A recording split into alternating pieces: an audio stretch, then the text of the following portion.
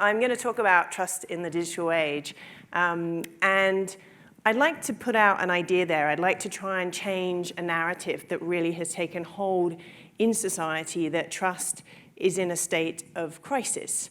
And while this narrative is true, that trust in major institutions, government, banks, media, charities, even religious organizations is at an all-time low, I think something more profound and fascinating is happening. That there's actually plenty of trust out there. It's just flowing in a different direction.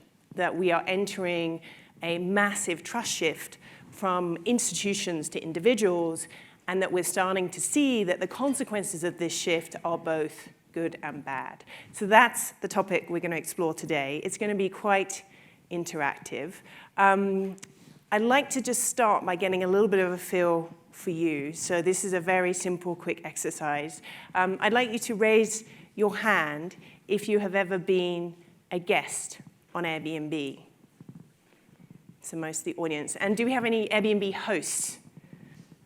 Okay, a few less, because it actually requires more trust to be a host than a guest. Forget Tinder. Has anyone used Tindog? This isn't made up. It's a real app, so it's dating for your dog. I mean, it's like you can find your dog's perfect mate. I'm not making this up. It really does exist. Has anyone used Tindog? Okay, no, but that's all right. And has anyone been on the dark web? You don't need to tell me what you've bought. Like, just has anyone been on the dark web? So a couple of people. So I'm going to explain how these ideas are connected by this theme of technology and trust. Just before we dive in, trust is a very funny thing to study. I flew in from Sydney, and one of the great things about flying from Sydney is you can watch 7 feature movies, and you still have time left, right? You can still do like a box set. Now, one of the movies I watched on the way over was The Princess Bride. I love that movie. And I know if you remember, but there's the main character, the Sicilian, every time something happens that he can't quite believe, he says, inconceivable. And right towards the end of the movie, the swordsman says, you keep using this word, but it does not mean what you think it means. And this is how I feel when I read and hear a lot of people talking about trust.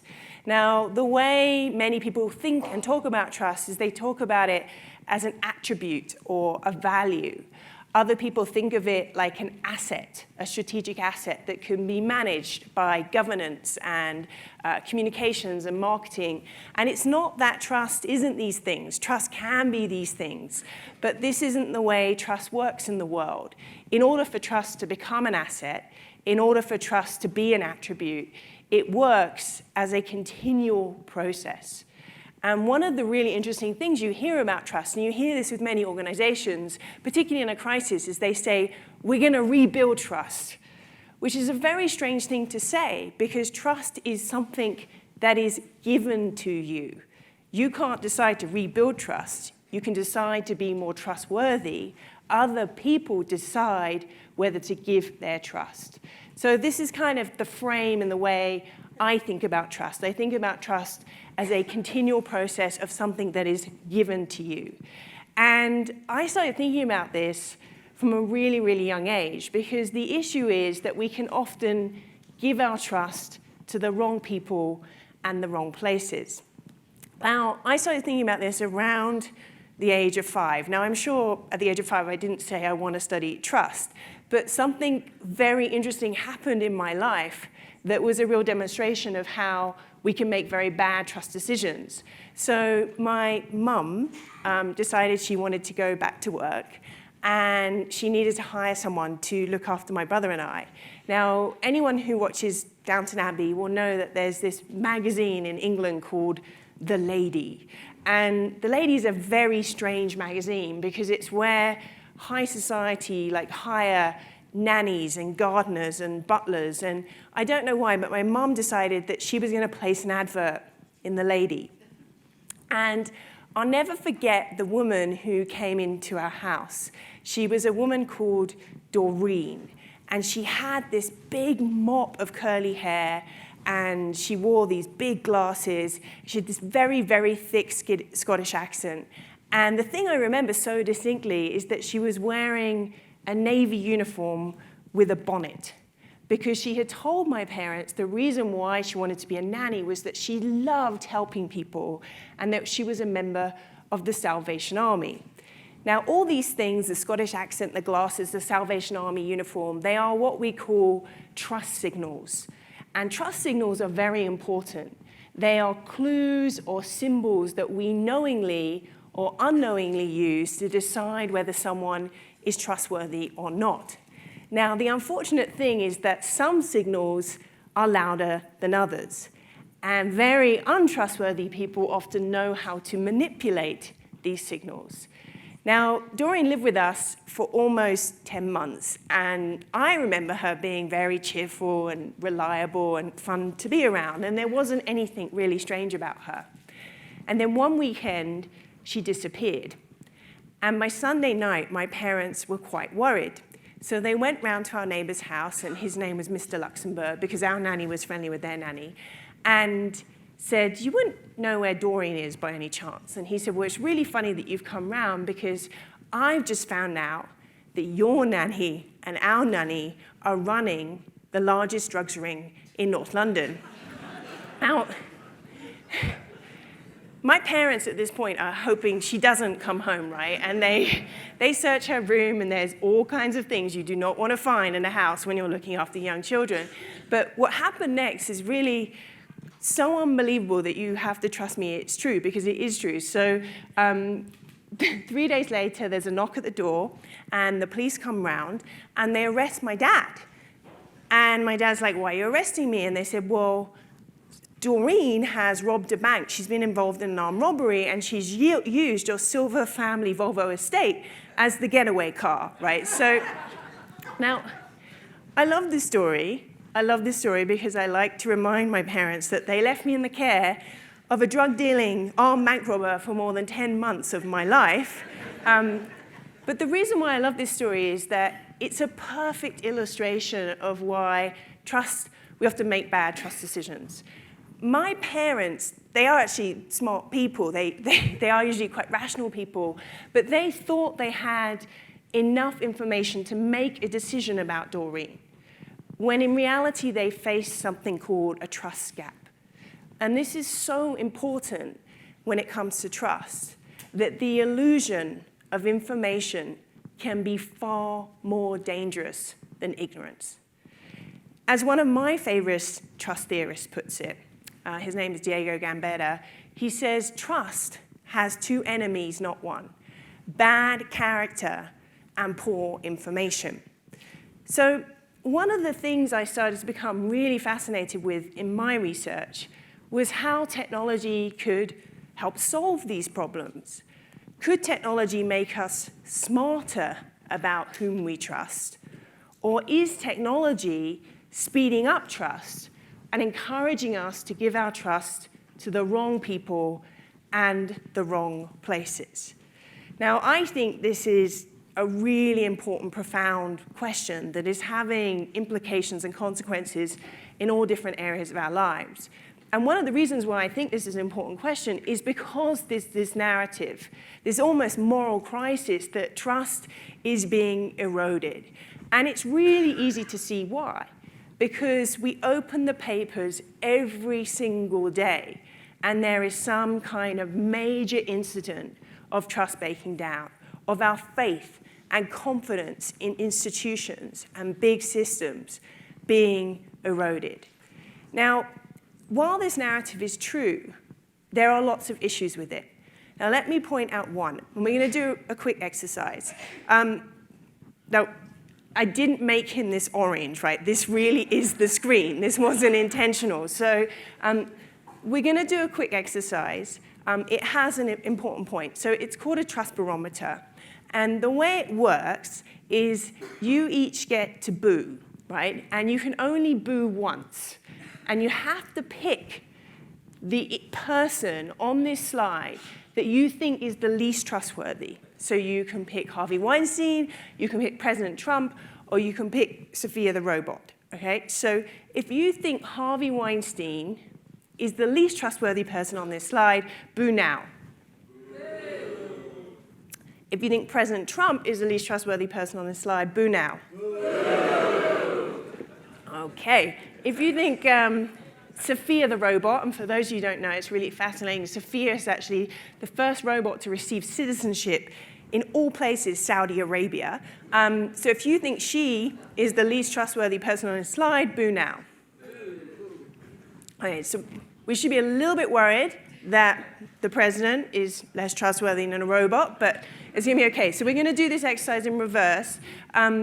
You now can clap. I want you to clap for the company that you trust the most. You can only clap once, right? So if you think that you trust Google the most, clap now. If you trust Facebook the most, clap now. Okay. Do I have to do a quick story? So I was at a conference like a couple of months ago, and asked this question, and one person started clapping so enthusiastically right in front of me. And it turned out to be Randy Zuckerberg, Mark's sister. And I thought, of all the chances in the world. But anyway, okay, if you think Amazon, you trust Amazon the most, clap now. Okay, so I think Amazon is the clear winner there. Now, why did I make you do this exercise? Because it's a rubbish exercise. It's a terrible exercise, and I did it for that reason. Because this is how we talk about trust. Do you trust this person? Do you trust this institution? Do you trust this company? And we forget this really basic point. To do what? What am I asking you when I say do you trust them, to do what? Because trust is so contextual and subjective. So if I'd asked that question differently, if I'd said, do you trust that President Trump is going to tweet something ridiculous at 3 a.m., you would have given me a very different answer. Amazon is a really interesting one. I think you're clapping because when you place an order with Amazon, you trust that it's going to arrive within the next hour or the next day. If I'd asked you, do you trust that Amazon pays fair taxes or treats their employees well, we would have got a really different response. So this is really important when we keep hearing about trust in crisis, or we don't trust this person, or we don't trust that organization. We must keep in mind that trust is highly subjective and it's highly contextual.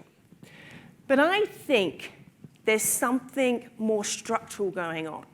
That when you look at a lot of patterns of disruption, a lot of pain, frustration, anger, confusion in the world, it can actually be explained through this lens.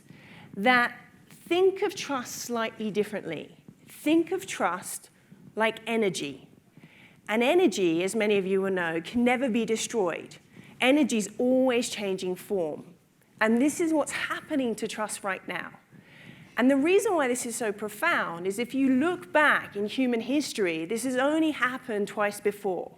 So for a long period of history, trust was what we call local. And this is really easy to understand. It's when we lived in small villages and communities, and trust was largely face-to-face, based on families, friends, neighbors, and reputation. When we went through urbanization, international trade, this type of trust wasn't scalable. So we invented what we call institutional trust. We invented corporate brands. We invented intermediaries. We invented risk mechanisms. And trust stopped flowing directly between people and started to flow between institutions. Now, I'm not saying that these two types of trust are going away and that they are not important for society. They are. But there's this third type of trust emerging that we call distributed trust. And it's a trust in sort of going like full circle, is flowing again between individuals through networks and systems and platforms. But it can operate in ways and on a scale that we've never seen before. And we're already seeing signs. This is like day one of this transition. But we're already seeing signs of how it's changing our behaviors. Probably one of the largest is in the way that we share information through social media. That, yes, we go to places like the New York Times and places like CNN, but trust flows through social media platforms. That's largely the way we share information and consume our news. We've seen how it can open up new marketplaces through things like Alibaba and eBay. We've seen how it can change the way resources and supply and demand can find one another through things like Uber. We've seen how it can allow total strangers to trust one another through the internet, whether it be things like through dating apps, Airbnb, cryptocurrencies, or the dark web. The challenge is that this type of trust plays by very different rules. And so many institutions and so many companies are designed around the principles of institutional trust. This idea that trust can be managed in this very top-down, hierarchical, opaque, centralized way, that it's bureaucratic and it's centralized. And when you look at this new world of distributed trust, it plays by very different rules. And we have two things going on. We have institutions caught out because they still think they're living in this institutional age. And then we have distributed platforms, things like Facebook, that have like a distributed power model, but still operate with an institutional mindset. There's an amazing new book out, and I think Jeremy's actually speaking on Friday. It's called New Power. I highly recommend going to a session. And it was funny. So he talks about distributed power, and I think about distributed trust. And I've been thinking a lot about Minecraft as a metaphor for this new world. And in his opening chapter, he talks about Minecraft and Tetris. So who played Tetris, on a Game Boy? A few people. So for those of you who don't know, it was this massive Nintendo game craze. And what happened was the game was so simple. These blocks would fall from the sky. And then as a player, you had to organize them in a row. And what was so interesting about this game is the blocks would speed up, and you could never beat the system. And the blocks came down in a top-down fashion, and your role as a player was extremely limited. You could never beat the system. This was the Tetris world. My son is 6, and he is obsessed with Minecraft. He has given up all TV.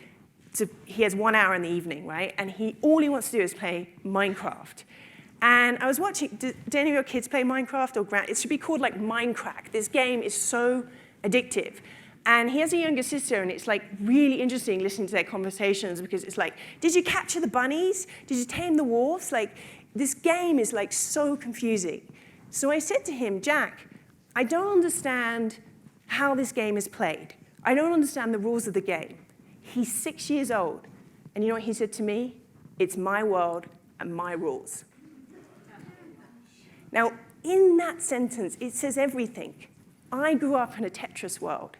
He's growing up in a Minecraft world. And so many issues in the world is because these Tetris organizations are dealing with these Minecraft rules and these Minecraft mindsets. So that's what I want to explore today, is a little bit of this tension. And I want to explore it on 3 different levels. I want to explore how our trust is playing out in new ideas. I want to explore trust in platforms, and then trust in other individuals, whether that be real human beings or bots or automated artificial intelligence. So let's take a look at trust in new ideas. And we're going to do one more exercise just to bring this to life. So I'd like everyone to take out their phones and just unlock them and just wave them in the air when you've done that. And I want you to swap phones. So just pass your phone to the person on your left and the person on your right. OK, now I'm going to give you 30 seconds. And I'm giving you permission that you can do whatever you want for 30 seconds with that person's phone. All right, go.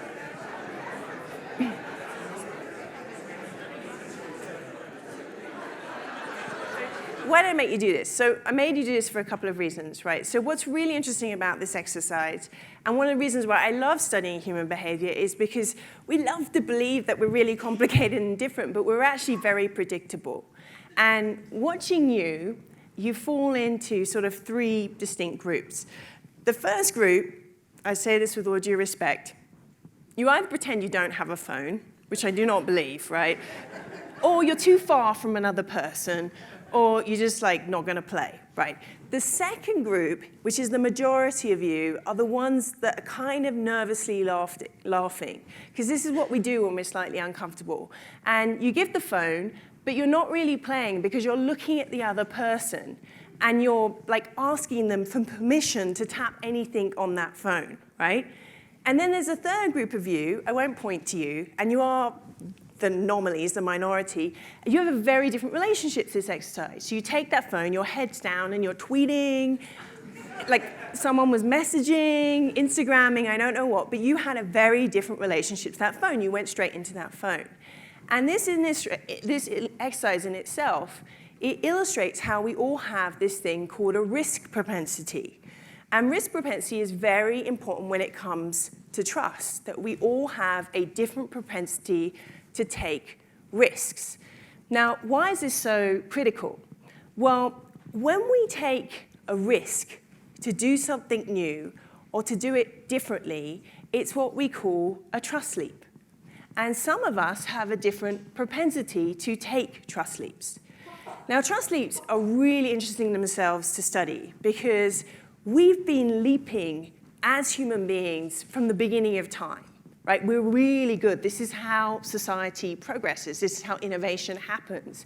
So think of a major trust leap that happened in society when people, bless you, switched from bartering. So I have a chicken, you have a metal pot, these things have real value, let's exchange. Think of the trust leap when they went from that to trusting that these flimsy printed pieces of paper have money. That was an enormous trust leap. The difference today is that we are being asked to leap faster and higher than ever before. You know, think about the first time you put your credit card details into a website. Think about the first time you used an ATM, the first time you used eBay, the first time we all get in a self-driving car and let a machine take over the wheel. These are all trust leaps. And they don't get adopted without trust. You can think of trust literally like this conduit for these new ideas to travel. And what technology is doing is accelerating this process. Now, trust leaps are really helpful when it comes to visualizing how trust works. So trust, I don't know about you, but it's this like really abstract thing. So I find it helpful to visualize it.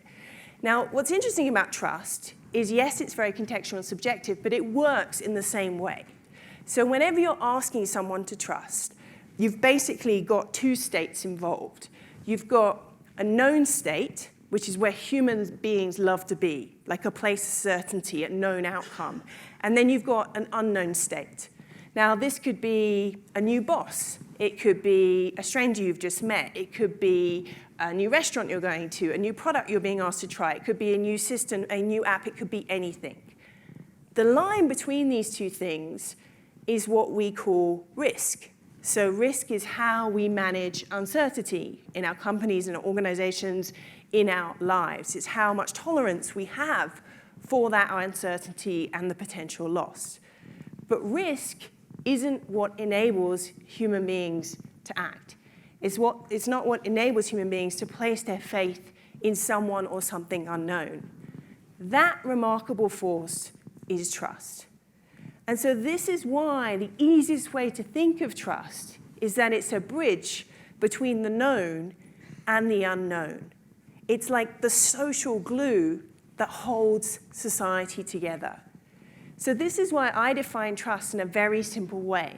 I define trust as a confident relationship to the unknown. And when you think of trust through this lens, you start to see why it's this mixture of people's fears and hopes and expectations and desires. Why trust requires us to be vulnerable. Why it hurts so much when trust is broken or breached. So think of trust for the next 25 minutes as this bridge between the known and the unknown. And that takes us into this new world of platforms. Trust in platforms, all kinds of platforms, not just social media platforms. And what's really interesting about platforms is they too are struggling with this new world of distributed trust. So many of them, if you think about it, you can think of Uber, you can think of Facebook, is that they have this distributed model of users. But when something goes wrong, they revert to this institutional mindset. that we can put in these rules or regulations that will fix the problem. And we're seeing this play out. So we saw this play out really recently with the Facebook hearings, the Senate hearings. Now, I don't know about you, I watched these hearings, and it was like, with all due respect, it was kind of entertaining because it was like a train wreck. It was a train wreck watching these senators be quite deferential to Mark Zuckerberg. So I'm just going to show you 3 or 4 of my favorite moments from the hearings that illustrate a really serious problem. So let me just show you the clip. If you turn the volume up. User agreement sucks. The purpose of that user agreement is to cover Facebook's rear end. How do you sustain a business model in which users don't pay for your service? Senator, we run ads. That's great, whatever. What about the part that people are worried about, not the fun part? Well, what's that? Mr. Zuckerberg, would you be comfortable sharing with us the name of the hotel you stayed in last night?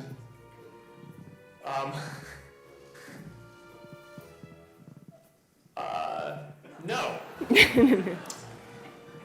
And so it goes on, right? Now, what was really interesting about these hearings is I thought they were going to have quite a sophisticated conversation around the problem, right? But no one seemed to agree with what the real problem was because they couldn't understand how the system worked, right? They didn't really understand the beast that they were dealing with.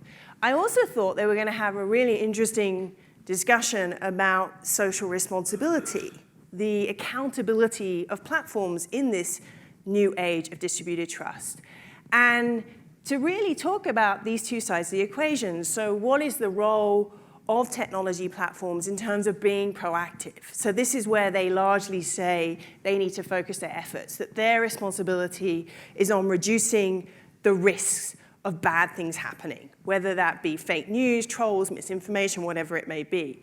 And there was very little conversation about accountability and responsibility around their responsibility when things go wrong. How much of that responsibility is a responsibility of the platforms versus a responsibility of the users? And what struck me when I was listening to these hearings is, I don't know how many of you have read this amazing book. You should all read it, by Christopher Hayes. It's called Twilight of the Elites. And there's a sentence in there where he says, we cannot apply the principles of accountability to the powerless and the principles of forgiveness to the powerful. And it's such a good phrase that really summed up the sentiment, I think, of these hearings. Now, what's interesting is that when people don't really understand the problem, or when a system has got so big, like when it's a network monopoly like Facebook, rather than having these very difficult conversations, what do we jump to? We jump to transparency. We think the solution, and we've seen this with banks, that if everything is more transparent, this is going to magically restore trust. This graph is wrong. This isn't the way trust works. More transparency doesn't equal more trust. There's kind of a cap. Now, why do I say that, right? Now, I'm not saying that transparency is bad, right? There's many good types of transparency. So if you look at, there's new startups like Lemonade is an insurance startup, or TransferWise is a currency transfer startup. If you look at the way those products and services are designed, inherent in their DNA is transparency. But the intention behind that transparency is very clear. It's to give you an informed choice as a consumer or a user. But we rarely see this type of transparency. When regulators say you need to be more transparent, or organizations, particularly in a type of crisis, say we're going to be more transparent, it's like this layer of transparency, this kind of forced level of disclosure. Now, why do I say that this graph is wrong? Well, think about the definition that we talked about, the definition of trust. Trust is a confident relationship to the unknown.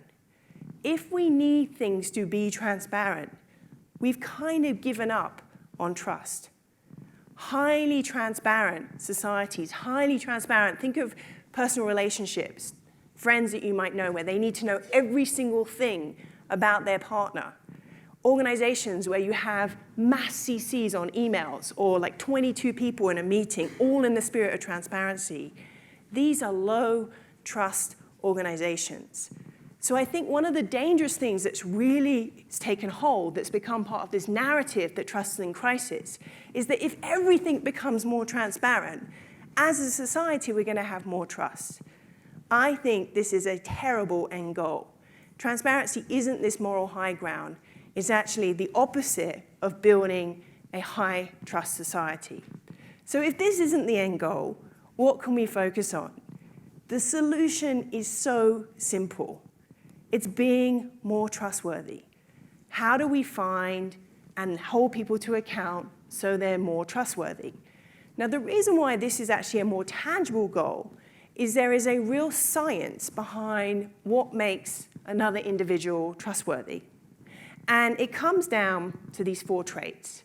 So when we're deciding whether a partner, a political leader, a journalist, whatever it may be, is trustworthy, we're continually making this assessment. And we're looking at hard traits, so what we call capability traits, which are really made up of someone's competence. So does this person have the skills and the knowledge and the experience to do what they say they want to do? Reliability. Now, I find reliability fascinating because reliability is to do with time. So how responsive is this person? But it's also to do with consistency of patterns of behavior.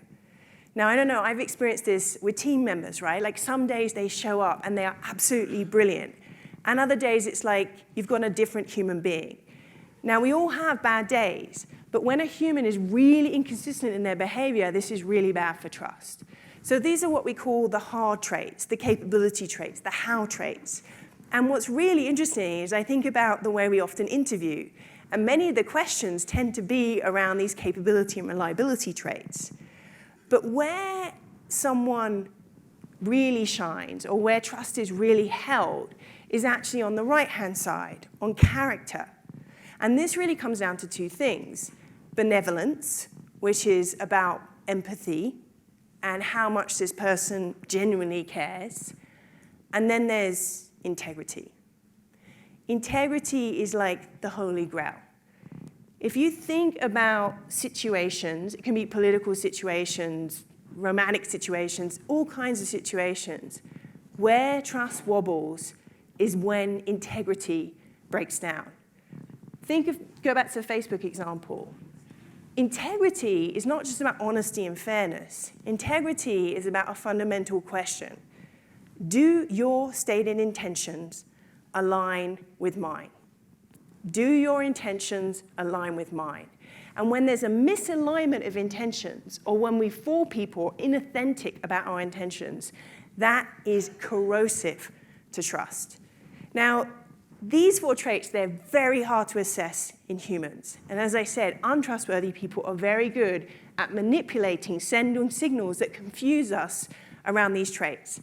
Think of Doreen, the dodgy nanny, right? She was competent and she was reliable. You could even argue that she cared. I'm not sure her intentions were aligned with my parents. Now, this is hard in humans. It becomes even harder when we're trying to judge the trustworthiness of machines. So let me end with a story. This is one of my children, one of the reasons why I couldn't come to Aspen. I think she was worthwhile. Her name is Grace. Gracie, we call her. She's now 4. She was 3.5 when this happened. And the one thing you should know about Gracie, and the reason why I chose this photo, is she loves fashion. She loves clothes, right?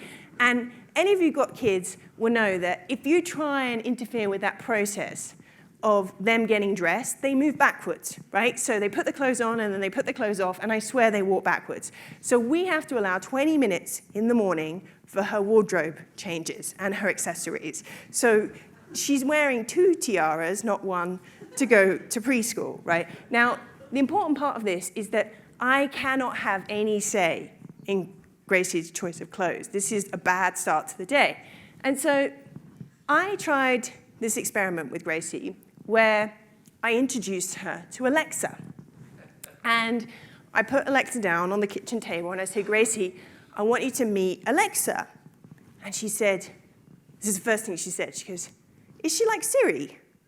She's 3.5, right? She understood that Alexa, which was, I hadn't said anything yet, was a speaker, was also a helpful female assistant. She got that as well, right? So she said, well, what does she do? And I said, well, you can ask Alexa anything you want, Gracie. And that's where I left it. Now, what's really interesting, Gracie's half British, she's half Australian, so that may explain that she started with the weather, right? Like, she asked a lot of questions about the weather. But this is actually something very normal we do with technology. We test it with things that we're familiar with, right? So we test it with things that we know the answer to. So she asked lots of questions about the weather. This didn't surprise me. Then she said, Alexa, can you play music from Sing, which is her favorite movie? So we heard the soundtrack from Sing and then Frozen over and over again. The second day, she comes downstairs, the thing lights up, and she figures she can order things from Alexa. I didn't tell her this. Now, luckily, Gracie loves blueberries, and she ordered a box of blueberries.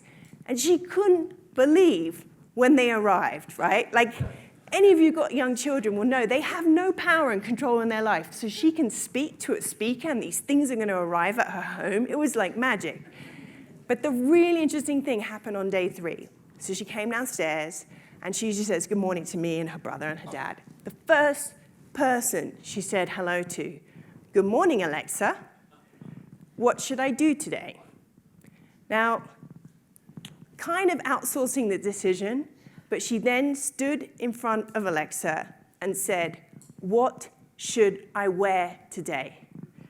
Now, keep in mind, I cannot get involved in these decisions. It took her 3 days to outsource this decision to Alexa. Now, we often point to the next generation, and we do this, I think it's a very terrible thing. We point to them and we go, oh, those millennials or those Gen Zs, they're so different from us. But she's doing exactly what I do every single day, every time I check Twitter for news. She's outsourcing her trust to an algorithm. Now, what Gracie didn't realize is that in the version of Alexa we have, she doesn't just hear you, she sees you. The reason why she sees you is because she has a camera. And what Gracie also didn't realize is because Amazon are going to make a big play into fashion, like they've done in other categories, is that they've introduced this very helpful style check algorithm. So Gracie could stand in front of Alexa, and it would give her a rating on, I don't know what that outfit is, but the furry hat outfit and the giraffe purse, and then it would give her a rating on her tiara outfit, but it would also make very helpful recommendations that maybe she needed a new pair of trainers, and would she like them shipped to her home or the school within the next hour. Now, why is this so worrying to me as a parent? Apart from my wallet, right? Like, my son actually joked the other day, like he'd been ordering these Udo cards, I don't even want them on eBay, and he just checked out on PayPal, and I said, how did you get them to my phone? He's like, Mom, you're so dumb, you just keep changing the combinations of our birthdays. Like, it's so easy to get in, right? So, but the reason why this is so worrying is, going back to the traits of trustworthiness, is technology has taken this really interesting shift without us even realizing it. That I grew up in a world, as I'm sure you did, where technology did things for us. Gracie and Jack, and now us, are growing up in a world where we've crossed this line from technology doing things to technology deciding things. Now, when technology is doing things, you only need to assess, like this slide clicker, is it competent and reliable? When technology is making decisions, you have to start to understand its integrity, its intentions, its benevolence. How on earth do I teach the intentions of Amazon to a 3.5-year-old? So this is a real challenge that we face, is how do we start to trust the intentions of machines? Just to wrap, one of the things, though, that we tend to do, and we all do it as users, as citizens, as consumers, is we outsource this responsibility. That we talk about technology like it's something above us, that it controls us, that we blame what's happening, say in elections, and misinformation, we blame it on the platforms. And a lot of the issues actually lie with us.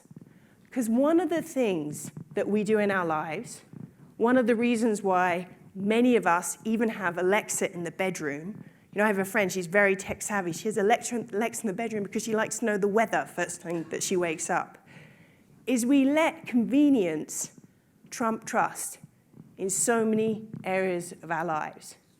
I did this just the other day. An Uber pulled up. I really didn't want to get in that car.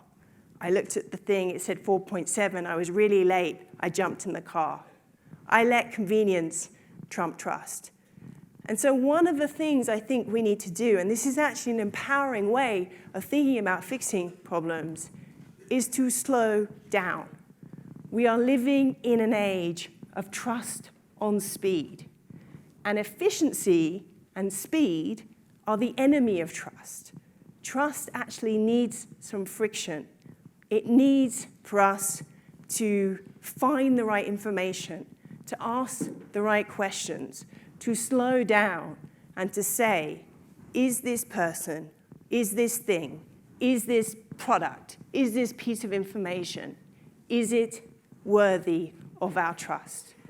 Trust cannot be automated by technology. It can't be fixed by compliance and regulation. Trust lies with us. We make the decisions as to who we give our trust to. And every time we think about this, I think we are taking control and trying to preserve what really is a fragile and precious asset, trust. Thank you very much. I'm running out of breath. Thank you.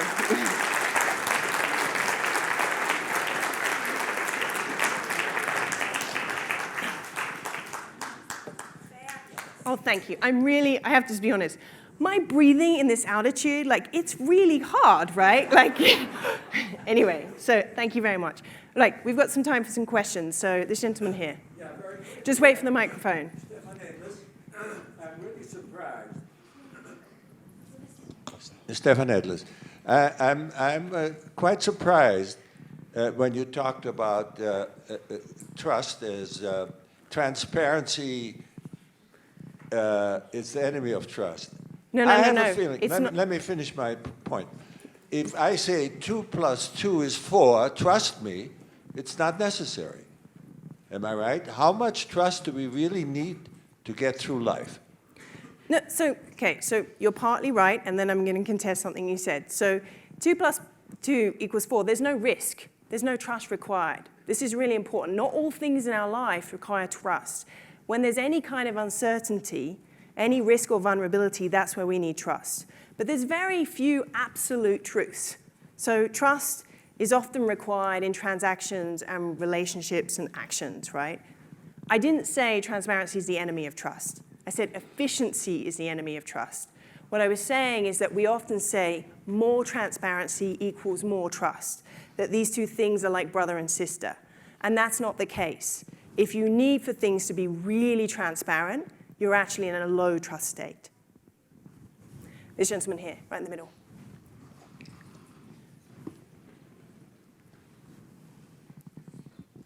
Hi, I'm Sergio from Mexico City. So we got a bit of a corruption problem down there. And this same point about trust and transparency to me is fundamental, because it seems that the discourse, as we move towards open government, open data, all these ideas are revolving around transparency, but not around trust. So for example, I mean, I'm working on the earthquake, trying to open up the earthquake budgets, the relief budgets from the earthquakes from last year. And the government is just always like, no, we're being completely transparent. Here are all the receipts, all the notes and everything. But you can't really trust that they're making the right decisions about that. So what were your thoughts in terms of how transparency and trustworthiness relate to in like public office and administration of It's a great example, and I think it's where so many open, particularly government-driven initiatives are running into trouble because it comes to expectations, right? So they kind of raise the expectations in terms of what you will have access to, what you have the right to know. And I do think it comes down to the intentions, because the intentions government has is often not aligned with the intentions of citizens. So even getting really clear on that, like, why are we doing this? Are we doing this because we have a corruption problem and it's kind of like tokenism? Or are we doing this because we genuinely want people to know? And if you genuinely want people to know, you have to be prepared to open up everything. And it's when transparency kind of has a cap, right? So we'll share this, but then there's certain things that we have to keep hidden that, again, we run into trouble. So I think asking these questions around intentions up front, what are our intentions of doing this, and making sure they're aligned with the intentions of citizens is really, really important. And then also being really honest up front if there are limits around this level of disclosure. There's a really good example, actually. The Bank of England, there's an interesting economist there called Andy Haldane, and he was set this task of making the Bank of England more transparent. And he said, like, if I make that promise, I can't uphold that promise. But if also I tell people what's going on, it's going to create fear and panic in a way that isn't good for trust. And the way he's dealt with that is he's actually been very open and honest around the things he can be transparent around, and then the reasons behind why certain things in society, there is a reason why we need to keep them confidential and private, that it can be good for trust. I think we've got time for one more question, and then I will answer more outside. So this gentleman here with the glasses and the hat. Thank you. My name's Andrew from Boise, Idaho, and my question's about skepticism and trust. I'm wondering first, is the definition of skepticism just a lower than average willingness to make trust leaps? Is it possible to be trusting and skeptical? How do we balance these two thought patterns, and what are the potential pitfalls or excesses? And then how should skepticism function in relation to those three types of trust? And take maybe one of those, whatever feels most appealing. That's a huge question. It's a really, really interesting question. So first of all, skepticism isn't a bad thing, right? And skepticism and risk aren't the same thing, right? So sometimes people can be skeptical, but they can still be risk takers. They can have a high risk propensity. I actually argue skepticism is healthy for trust if it comes from a constructive place of this idea of this trust pause, right? So I'm skeptical because I don't have enough information to make a good decision. I think skepticism is a weird thing that's got a negative connotation, but it's actually a good virtue to have people that are saying, I need to work a little bit harder because I really need to understand how this person or this company or this product is going to perform against those four traits. So yes, so skepticism risks, but skepticism is healthy to a certain level when it comes to trust. Too much skepticism, though, is when you get to a point where you completely lose faith or confidence in a system. And that's a very precarious place, because if you think about trust on a spectrum, what happens is you can have a trust breach. That can lead to a healthy level of skepticism and questioning. Then faith in the system can start to be eroded. So we saw this with the financial crisis, right? You're still kind of okay as a society when you're in that place. When that institution enters the third state, was it that it loses legitimacy to play the role it was set up for? That's really dangerous. And that's what we're seeing around things like the media, things like government agencies, that they're starting to lose legitimacy to play the role and the reason why they were set up in society. So skepticism isn't a bad thing. I've got 3 more minutes added, is that right? So I think I can take, oh, we're over, okay. So I was like, yeah, added, but it's red now. So thank you very much for having me, and I'll be outside.